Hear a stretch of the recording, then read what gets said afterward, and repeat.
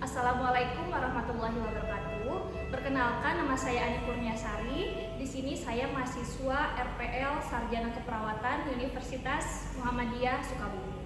Di sini saya akan menjelaskan terkait bagaimana persiapan intubasi pada neonatus. Untuk itu, sebelumnya saya jelaskan terlebih dahulu bahwasannya intubasi ini merupakan salah satu prosedur medis yang dimana memasukkan selang atau yang sering kita sebut endotracheal tube melalui mulut ke dalam trakea atau saluran pernafasan dalam. Dan dimana tujuannya ini untuk menjaga agar jalan nafas ini tetap terbuka dan juga untuk memasok oksigen agar tetap masuk ke paru-paru. Dan biasanya yang digunakan untuk alat bantu nafas ini yaitu ventilator. Dan juga untuk indikasinya pada neonatus biasanya bayi-bayi atau pasien yang mengalami gagal nafas atau juga dengan pasien yang tidak mampu bernafas secara spontan. Dan untuk kontraindikasinya yaitu bisa terjadi adanya trauma jalan lahir atau fraktur pada laring, faring atau juga terjadinya obstruksi jalan nafas ya.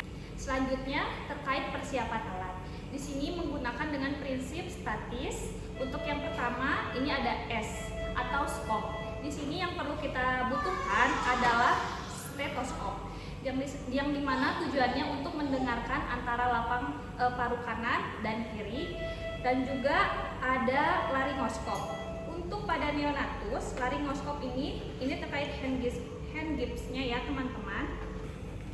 Terus ini yang biasa kita gunakan untuk blade-nya menggunakan nomor 00 dan juga atau kita gunakan nomor 0. Itu tergantung pada kebutuhan neonatus itu sendiri. Dan jangan lupa untuk kita coba terlebih dahulu apakah optimal untuk digunakan atau tidak ya. Ini sudah efektif, lampunya sudah menyala. Selanjutnya T.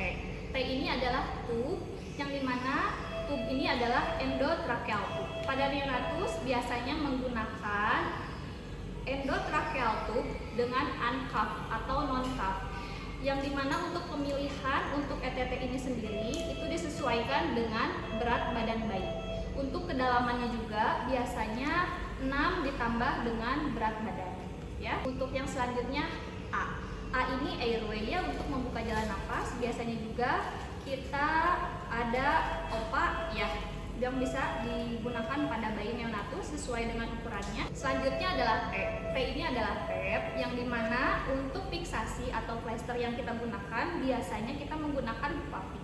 Hipapik ini biasanya kita memotong secara memanjang, dan juga untuk fiksasian ini ada bermacam-macam jenisnya atau bagaimana modelnya ya. Tapi biasanya yang kita lakukan sebelum memasang fiksasi atau hipapik atau plester ini biasanya kita menggunakan terlebih dahulu duoderm ini ya. Ini tujuannya untuk meminimalisir ini ya, alergi pada kulit bayi yang dimana bayi ini kan kulitnya sensitif, secara terus menerus dia terlekat oleh plester di kulitnya. Selanjutnya adalah I, adalah introducer, yang dimana untuk introducer ini kita biasanya sebutnya dengan stilet atau mandrin. Ini biasanya untuk membantu memasukkan ETT ke dalam trakea atau saluran napas bagian dalam ya, untuk memudahkannya. Ini biasanya juga ada ukurannya. Kebetulan kita di video ini kedapatan yang stiletnya ukuran kecil ya. Selanjutnya adalah C, yaitu konektor. Konektor ini biasanya breathing circuit. Terlebih dahulu kita siapkan terkait untuk sirkuit breathing. Jadi dalam konektor ini sirkuit breathing perlu disiapkan. Ini untuk pada neonatus ini sudah disiapkan yang sudah terhubung pada ventilator itu sendiri. Selanjutnya adalah S, yaitu suction. Suction ini khususnya ada beberapa nomor juga. Yang diantaranya ada nomor 6, 8, dan 12. Ini juga disesuaikan dengan kebutuhan pada bayi. Biasanya juga pada bayi yang kecil itu menggunakan dengan suction nomor 6. Dan ini juga ada alat suctionnya. Alat suction.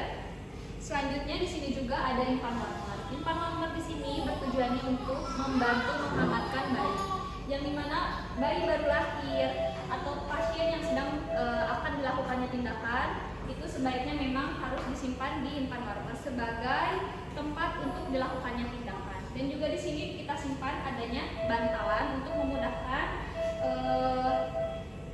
memudahkan tindakan intubasi. Dan selanjutnya kita siapkan juga di sini ada BVM.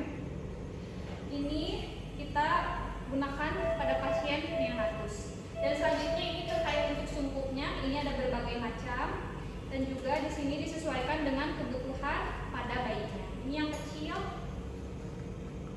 atau juga bisa dengan menggunakan sungkup ini. Jadi kita harus siapkan juga neopap di samping meja tindakan yang akan kita lakukan dan juga tentunya monitor saturasi oksigen.